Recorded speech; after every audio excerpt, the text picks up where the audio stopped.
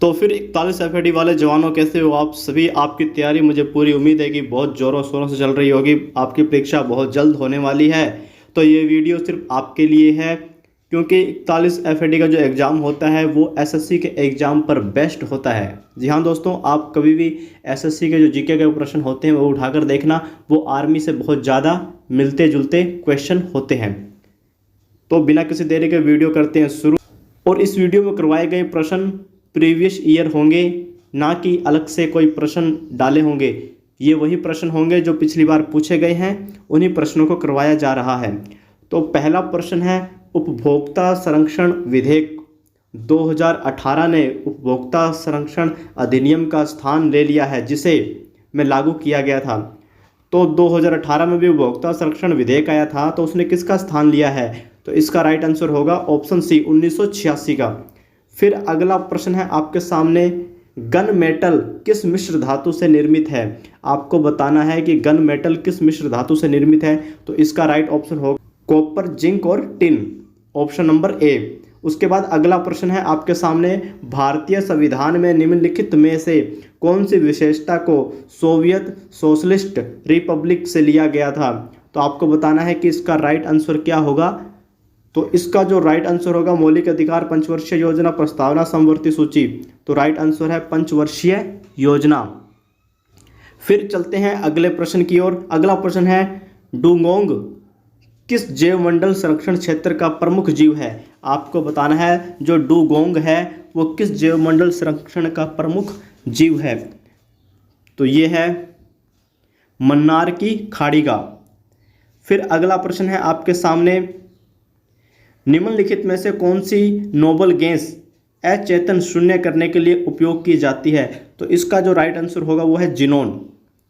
फिर अगला प्रश्न है, गुरजीत कौर का निम्नलिखित में से किस खेल से संबंध है?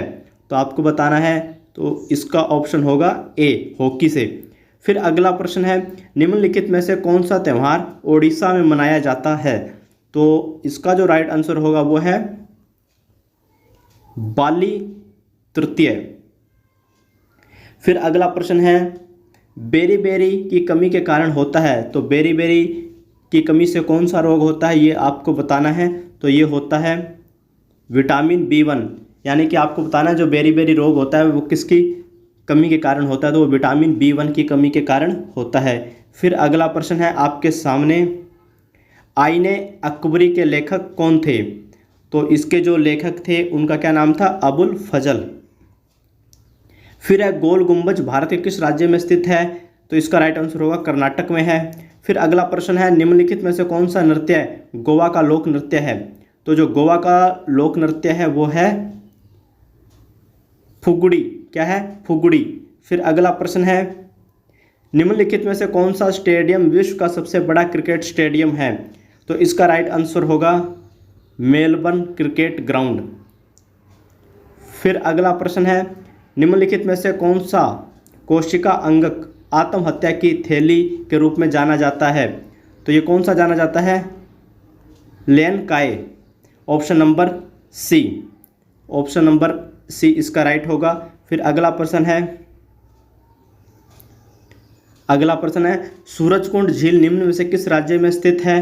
तो आपको बताना है हरियाणा में है। फिर अगला प्रश्न है, भारत के मुख्य न्यायाधीश की नियुक्ति कौन करता है? तो ये करता है राष्ट्रपति, ऑप्शन नंबर डी। अमुक्त मर्यादा का लेखन किसने किया था? तो ये किया था आपके कृष्णदेव राय ने।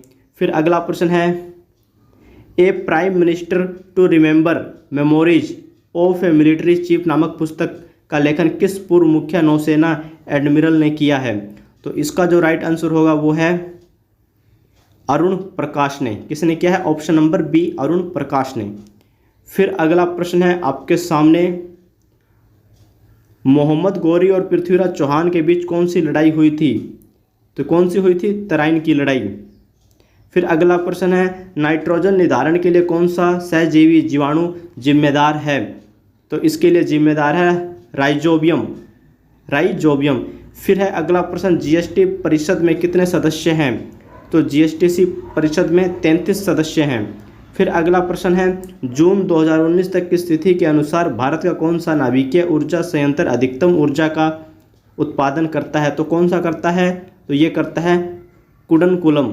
फिर अगला प्रश्न है, भारत में कम्युनिस्ट पार्टी का गठन किस वर्ष हुआ था? तो आपको बताना है कि भारत में कम्युनिस्ट पार्टी का गठन किस वर्ष हुआ था। तो इसका राइट आंसर है 1925 में। फिर अगला प्रश्न है आपके सामने, द साइलेंट क्राई के लेखक या लेखिका कौन है? तो ये है केंजाबुरो ओए। फिर अगला प्रश्न है 99 भारतीय राष्ट्रीय कांग्रेस के 19वें सत्र के अध्यक्ष कौन थे? तो ये थे लाल मोहन घोष। फिर अंतिम प्रश्न है, राजकोषीय घाटा का अर्थ क्या है? तो इसका अर्थ क्या है? इसका अर्थ है सरकार के कुल राजस्व और कुल व्यय के बीच अंतर।